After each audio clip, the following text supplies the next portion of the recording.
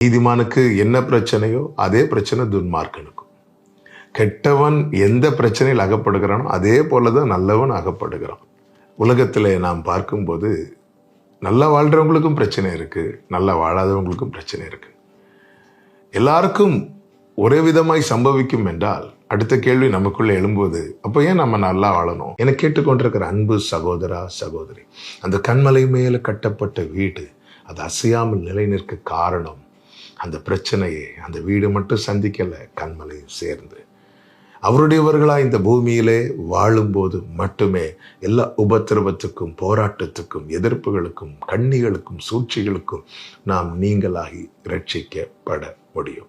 எனவேதான் ஆசாப் சொல்லுகிறார், எனக்கோ தேவனை அண்டிக் கொண்டிருப்பதே நலம்.